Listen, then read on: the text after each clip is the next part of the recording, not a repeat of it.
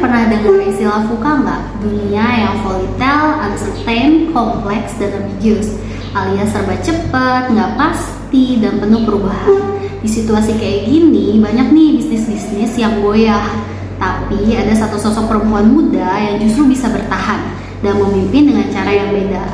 Itu dia Amanda Susanti, pendiri Sayur Box. Kalau dulu gaya kepemimpinan itu sederhana, bos di atas, karyawan di bawah, semua keputusan top down, fokusnya pada kontrol dan stabilitas. Tapi di era sekarang model itu udah nggak relevan lagi. Dunia berubah terlalu cepat, pemimpin nggak cukup cuma ngatur, mereka harus belajar dan beradaptasi bareng dengan timnya. Nah, ini yang disebut sebagai learning leadership. Menurut Marquardt, pemimpin pembelajar itu bukan pengendali tapi fasilitator. Tugasnya menciptakan ruang aman buat belajar, gagal, dan tumbuh bareng. Seperti kata Peterson juga, organisasi yang bisa belajar lebih cepat dari yang lain adalah yang akan bertahan. Amanda membangun Sayur Box tahun 2017 untuk memotong rantai distribusi hasil panen. Petani bisa jual langsung ke konsumen lewat aplikasi.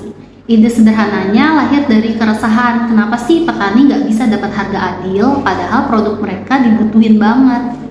Lewat aplikasi Sayur Box, Amanda bikin solusi yang nyata. Konsumen bisa langsung pilih sayur dari petani lokal, belanja dalam hitungan menit, dan pesanan dikirim segera ke rumah. Ini bukti bahwa inovasi digital bisa bantu ribuan petani tetap produktif di era VUCA.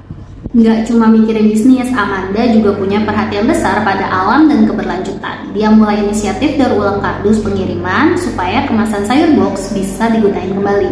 Buat Amanda, tanggung jawab pemimpin itu bukan cuma ke tim dan petani, tapi juga ke bumi tempat kita semua hidup. Oke, makasih ya. Oh ya, kebetulan kita lagi ada program daur ulang kardus. Jadi misalkan ada kardus yang nggak kepake, itu nanti bisa dibalikin lagi ke kami dan akan kami daur ulang supaya nggak menjadi sampah. Tahun 2023 jadi masa sulit buat banyak startup. Sayur Box juga sempat harus memangkas sekitar 5% karyawan.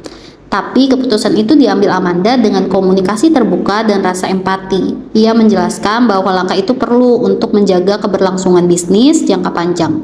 Keputusannya sulit, tapi matang. Di sini kita bisa lihat sisi lain dari pemimpin modern. Harus tegas, tapi tetap manusiawi. Dan kalau dilihat hasilnya sekarang, di tahun 2025, Sayur Box itu kembali tumbuh. Mereka berhasil memperkuat jaringan pertanian lokal dan juga meningkatkan efisiensi logistik. Ini bukti bahwa keputusan sulit di masa lalu justru jadi pijakan untuk bangkit bagi Sayur Box. Nah, dari Amanda kita belajar bahwa pemimpin di era VUCA itu tidak hanya pintar berstrategi, tapi juga harus punya kepedulian terhadap lingkungan, empati terhadap sesama, dan mau untuk terus belajar dan berkembang. Karena kepemimpinan sejati bukan hanya tentang kekuasaan, tapi tentang tumbuh bersama manusia dan juga alam. Bye!